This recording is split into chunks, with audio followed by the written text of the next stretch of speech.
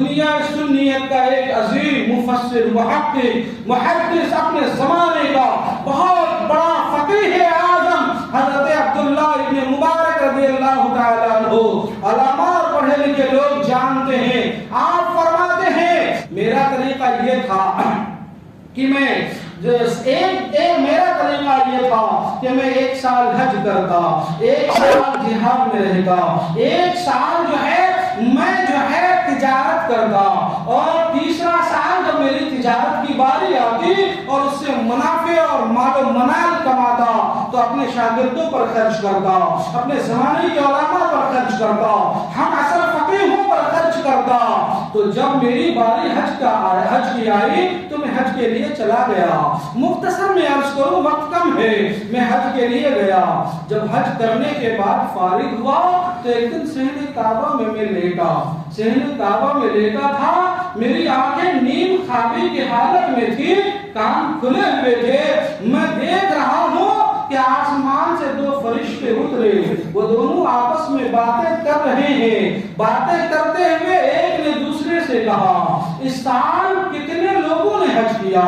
دوسرے فرشتے نے کہا 6 لاکھ لوگوں نے اس سال حج کیا.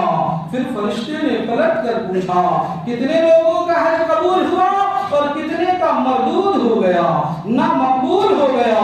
تو اس فرشتے نے جواب دیا ایک بھی 6 لاکھ حاجیوں میں سے ایک بھی حاجی کا حج قبول نہ ہوا. حضرت عبداللہ بن مبارک کہتے میری کانوں تک یہ آواز آئی تو سناٹا چھا گیا، سرد پڑ گیا، جسم کے رونگٹے کھڑے ہوئے. میں حیران و پریشان ہی تھا کہ ایک تیسرے فرشتے نے کہا کہ سنو، ہاں اس سال لوگوں 6 لاکھ لوگوں میں سے صرف ایک شخص کا حج قبول ہوا اور وہ حج کرنے نہیں آیا. اللہ اکبر، سمجھا آپ نے؟ وہ حج کو نہیں آیا ہے اور اس 6 لاکھ میں سے اسی ایک کا حج قبول ہوا ہے.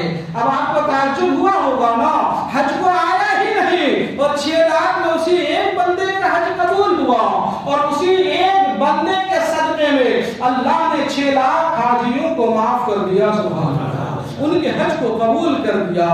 اور وہ بندہ، اس فرشتے نے یہ بھی کہا وہ بندہ دمشق شہر کا رہنے والا ہے، جوتے گانٹھ کرتا ہے یعنی موچی ہے، اور اس کا نام علی ابن الموفق ہے. اللہ اکبر، آنکھ کھلی تو میرے دل نے چاہا دمشق جایا جائے، اسے تلاشا کیا جائے، تلاشا جائے، اس سے ملا جائے. الغرض میں دمشق پہنچا، ان کا گھر تلاش کیا، دروازے پر دستک دی تو گھر سے باہر نکلا. سلام و کلام کے بعد میں نے پوچھا آپ کا نام علی ہے؟ کہاں. آپ کے باپ کا نام موفق ہے؟ کہاں. آپ کام کیا کرتے ہو؟ کہا مسافر میں جوتے گانٹتا ہوں، لوگوں کے پھٹے پرانے جوتے سلا کرتا ہوں، میں موچی ہوں. اللہ اکبر، اس نے کہا اے مسافر آپ کون ہیں؟ کہا میں عبداللہ ابن مبارک ہوں. اللہ اکبر، زمانے کا اتنا بڑا فقیہ اعظم میرے دروازے پر کیسے آنا ہوا، کیسے آنا ہوا؟ تو آپ نے پورا خواب سنایا، اور پورا خواب سنانے کے بعد کہا کہ ذرا تم بتاؤ تو صحیح تمہارا وہ عمل کیا ہے جس کی وجہ سے تو خانے کعبہ تک نہ پہنچا لیکن تیرا حج بھی قبول ہوا اور تیرے صدقے 6 لاکھ لوگوں کا حج قبول ہو گیا. اس نے کہا ہوا یہ کہ پچھلے 30 سال سے میرے دل میں حج کی تمنائیں انگڑائیاں لے رہی تھی، جس کے لیے میں پائی پائی لوگوں کے جوتے سل کر پائی جمع کر رہا تھا. میرے پاس 3000 درہم جو ہے 30 سال میں جمع ہوئے. میری بیوی حاملہ تھی، میں حج کی تیاری میں لگ گیا. میری بیوی نے ایک دن کہا کہ پڑوسی کے گھر سے گوشت پکنے کی خوشبو آ رہی ہے، میرا جی گوشت کھانے کو کر رہا ہے، وہاں سے آپ مانگ کر لا دیجئے نا.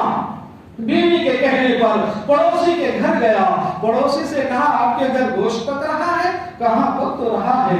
کہ میری بیوی حاملہ ہے، وہ چاہتی ہے کہ تھوڑا سالن دے دو. اس نے کہا کہ اے عبداللہ ابن اے میرے بھائی پڑوسی، یہ گوشت آپ کے لیے حلال نہیں ہے. اس موچی نے کہا میرے لیے حلال نہیں، تمہارے لیے حلال ہے.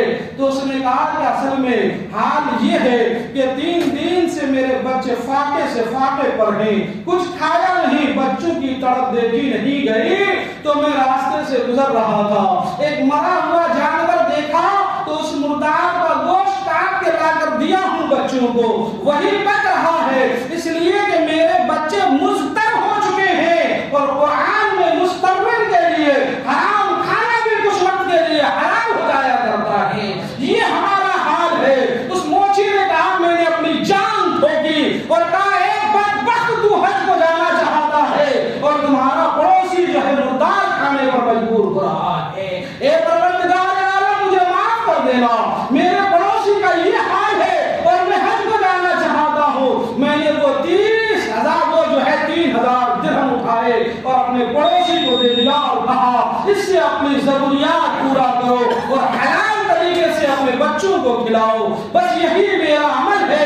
حضرت عبداللہ ابن مبارک نے فرمایا یہ ہمسایوں کے ساتھ اس نے سلوک کرنے کا عالم یہ ہوا کہ حج کرنے کے لیے بیت اللہ شریف کے چکر لگانے کی بھی نوبت نہ آئی، ان کا تو حج قبول ہوا ہی، ان کے صدقے میں 6 لاکھ لوگوں کے حج قبول ہو گئے، سبحان اللہ۔